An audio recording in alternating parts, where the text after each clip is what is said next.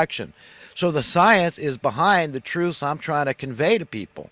I know what I'm talking about. So nobody could play stupid here unless they're a liar. And then you're on the highway to hell. You're buying your own ticket to hell. So as far as salvation goes, no, you're not going to be worthy to inherit a better world. You're a money lover. You don't want to be in a better world because you would hate a world where there was absolutely no chance for any advantage, disadvantage. So those are the people that are for sure, that is the litmus test to know if you're going to hell, that you wouldn't want to be in a world without money. Okay, so ask yourself that in your heart of hearts, in your mind of mind. Do you really, really want to be there? Or are you comme ça, on the fence about it? You're not going to get it. Okay, if you're dead set against that, then you're not going to get it for sure. So understand how this thing works. God's not stupid, and we have to be honest about this. But in order to extract these exorbitant rents and mortgages, there's got to be these swarms of homeless people that are just causing all the problems, crapping in the doorway of businesses and leaving garbage and refuse everywhere, pushing their shopping carts around. And we just point to them as having a problem. Well, they can't hold down a job and pay their bills. And, not ever looking at the fact that, look, how many people on minimum wage jobs have to go get welfare in order to pay their bills? We don't talk about the $50 billion. How often do you hear the mainstream media talking about the $50 billion a year spent on subsidizing housing so that it's affordable for the poor? Do they ever hear them talking about that and saying, well, maybe we ought to put that in an escrow and actually fix the problem and just assist people in buying affordable housing? The landlords would be up in arms. You know that rents would plummet tomorrow if you took away that money, because the industry is propped up. So even if you're a landlord, I don't care if you're Rich Dad himself and you've got tens of thousands of rentals out there, okay, you're going to be affected because the industry has been propped up by that $50 billion a year welfare subsidy. You understand? So it's been exacerbating the problem. All these landlords have taken total advantage of this and say, look, I mean, if they're giving away money, I'll take it, but I'm also going to nail my tenants as much as I can. I'm going to push the envelope. I'm going to, I don't care about them. They're not my kids. I don't have any responsibility to care about their financial welfare, their financial freedom, their financial security. You understand? So let's just be honest, folks. That's all. Okay, I'm going to go on to some current events from this past week. We got Trump at the G7. He wants it to be the G8. He wants Putin there. He wants Russia at the table. Good for him. Right on, Trump. We like you, man. We know the establishmentarian status quo types hate you, bro. And I'm so proud of. I use that word very sparingly, but I'm glad. I'm glad to see Trump in North Korea, in Singapore, meeting with Kim Jong-un in North Korea. I'm glad to see all this. You know what?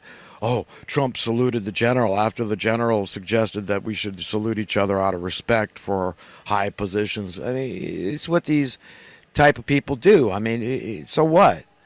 I probably would have saluted too. I mean, the guy's got a lot of power. I mean, at least you got to kind of admire that. The general in North Korea, and he's probably more powerful than Kim Jong-un, or at least trusted. So whatever Kim Jong-un says, general does. So. Two peas in a pod, hand in glove, hand in hand.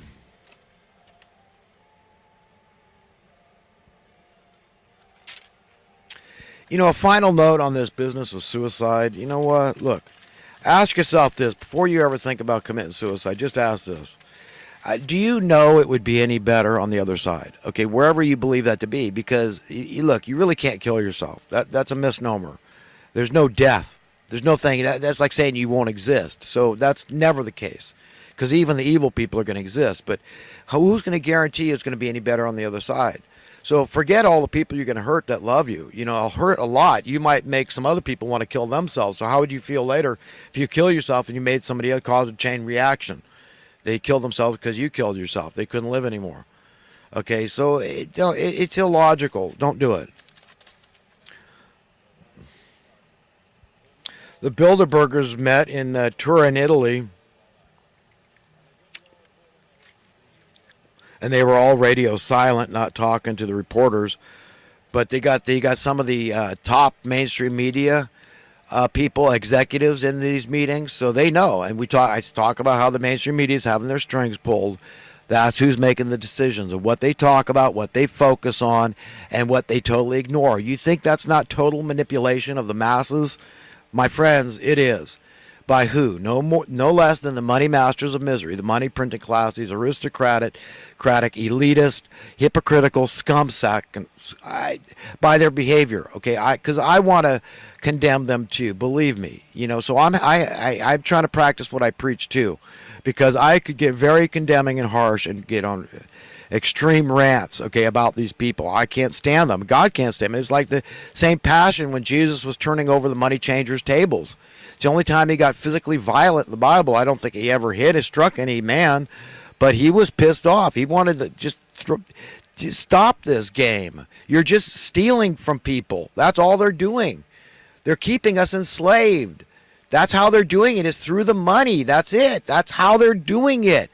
Satan and all his minions, like these Bilderberger types, would be utterly neutered, and I'll do the neutering myself. Believe me, I'd be happy to do the neutering myself, okay, without money. So, I mean, that's it, man. We've got to bartering would be far more fair. What would these people have to barter? Oh, come listen to me speak. You know what I mean? It's like, I'm giving you bupkis. I want to hear what you have to say. You're a total dumbass. Okay, you're evil. I'm not listening to some dumbass evildoer speak. I'm sure as hell not bartering and paying you for that. So, I mean, a lot of us have stuff that we could trade. A trade, right? So it would be a hell of a lot more fair system. But right now, we got all these people worried. Oh, got to create jobs is the answer. We got to get our GDP up, and we're going to pay our way out of debt. Comply, capitulate. That's all they're doing. All the info warriors, even this way they're talking. It's like the message is capitulate to the status quo. That's their answer. The establishmentarians is just, well, more debt. Well, the solution is you got to work harder, and then harder and harder and harder, longer and longer and longer. That's their solution. The same as the evildoers. That's all they got. Instead of pointing out that the vast majority of jobs being done already would be totally irrelevant if we just tweaked the system politically and socially and economically speaking and solve the problem of a desperate poverty. Crime would dry up practically overnight. How much would that be in tax savings that you're spending now on the criminal industrial complex, law enforcement, jailing, clerks, courts, attorneys, all that crap that you're spending on your taxes now, that's raising your cost for all those things, bail bonds and all this crap, that would just about disappear overnight. So you think I'm not a fiscal conservative? I am. Believe me, folks, I want your taxes low. I want not only your taxes you pay to the government entities out there, but the taxes you pay to the private entities. Like your cost of living tax, the stuff you can't get away from, your cost for food and housing and energy and water, all those essential human needs, those basic, that's it. That's all there is. There's very few basic essential human needs. Clothing doesn't even make the grade. So, understand how you're being taken, folks. How this thing works and how they're able to keep us down and steal from us, because there's wanton ignorance in the land, and a lot of people are willfully ignorant because they believe their own self-interest and what they believe they perceive, and that's reality for them. So they live their lives accordingly. They just block it out. They just put a blinder on. They say, God, you take care of that, blood of Jesus and all this, and put it out of their mind, whatever. And so they're intellectually dishonest, and they're going to the wrong place, and I don't want their blood on my hands or head, so I got to speak out. I got to try to save them, even if it is info warriors or guests or whatever. But I see a lot of righteous guests. I see, what's this guy from Alaska? This he had on the show. This Nick Begich. I like this guy. He's a righteous dude. And some people I've rarely had any beef, not even a small one, of what they have to say. He's got this guy Hagman, Doug Hagman. I think he's a righteous dude. He's got a lot of righteous guests on the InfoWars show. But, when I hear Alex say, advising people that we've got to hate these people, come together and hate them. I mean, come on, man. You going to let your political leanings, supersede your Christian leanings. You can't do that. Your biblical, knowing what you know to be true about the teachings of Christ, that you profess to be the King of Kings, the Lord of Lords, and he's your God, he's your Savior. Well, you can't have it both ways. You can't serve two masters. You've got to be clear. You've got to do what Jesus said. Whatsoever you do or fail to do for the least of men, you do or fail to do for me. And if that turns out to be a liberal philosophy, so be it. You yourself admit, Alex, to be a liberal. I'm all fiscal conservative myself, but yeah, some of the ideas I have, egalitarian, they benefit so they're kind of liberal, they're generous, and so what? I always say, look, we're going to have economic, political, social discussion here. Let's set some ground rules and ask ourselves, whose planet is this anyhow? Okay, it belongs to all of us. That's on its face, man. I mean, God created it. God created all of us. We're all his kids. It's one big family. We all have an inherent right to share in the inherent wealth of this planet, all the resources. And the greatest resource of all is willing workers. So we all have a stake in all the accumulated technology and wealth that our ancestors have been a big part of, an integral part of. Okay, an inalienable part of, an indispensable part of.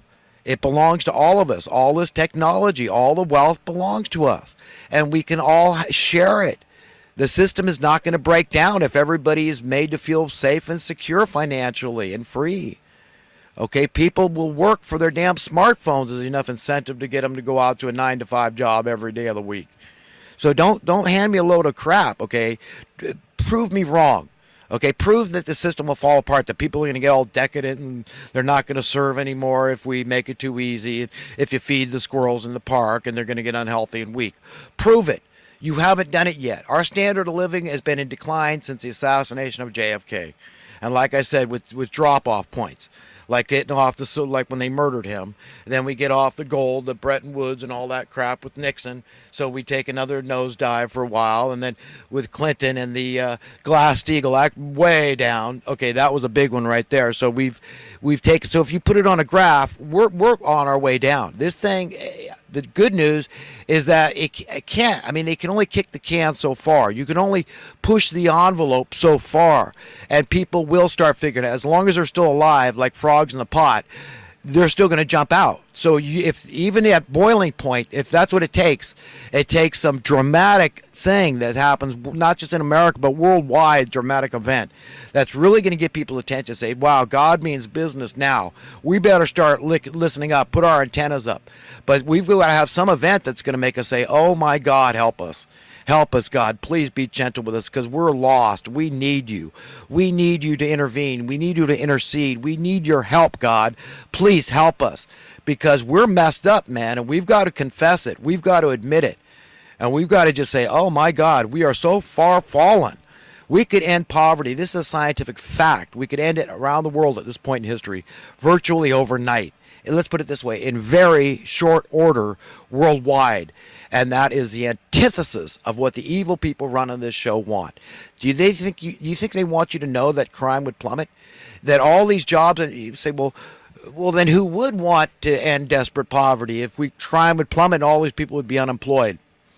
Whose problem is that? Who says we got to be employed? What are we, slaves? That's why we created combines to harvest the fields and not a bunch of people have to do it by hand. You understand? That's why you could have a 5-hour work week at doing something useful for society. And it could be making trinkets and knickknacks because that's what we want. Could be building sailboats. Could be building jet planes, wristwatches. We like all those things. We don't need them, but we like them, right? But we could be building houses and all sorts of stuff. I mean, just the mind reels with important, productive jobs we could be doing. But we would have a dramatically lower work week. But we could have total prosperity. Prosperity need not have a damn thing to do with money. That's what we got to get through our heads. I'm trying to reverse the brainwashing, the indoctrination, the training, the conditioning, the programming that's been going on since birth. And when you see it, it's astounding. You go, oh my God, I have been duped. I bought into the lie this much or whatever. To any degree, if you open that door to buying into the lie and rationalizing all this crap, justifying it somehow, then you're lost, man. The whole floodgates of hell rush in. It's like opening Pandora's box. Oh, I believe in inequality. All these idiot people, like these idealistic, pipe dreaming, egalitarian types out there. I don't have any regard for them. That's never going to happen. $15 an hour. What are they talking about? That's stupid. You see the stuff people aren't really having an intellectual conversation about. You know, they don't want to talk about this. You open Pandora's box, man. By default, if you don't believe in full equality, freedom, universal freedom, absolute freedom for everybody, then by default, you believe the other, inequality. And the sky's the limit. You open that door just a little bit, and the floodgates of hell rush in. You've opened Pandora's box. You've opened that can of worms. You've got no more standing. Legally before God, you've got no more standing. You've got no clout. You're nobody anymore to tell somebody else, well, I think inequality ought to be over here. And somebody else, no, stretch it over here. You see? Everybody's lost. You're all going to the same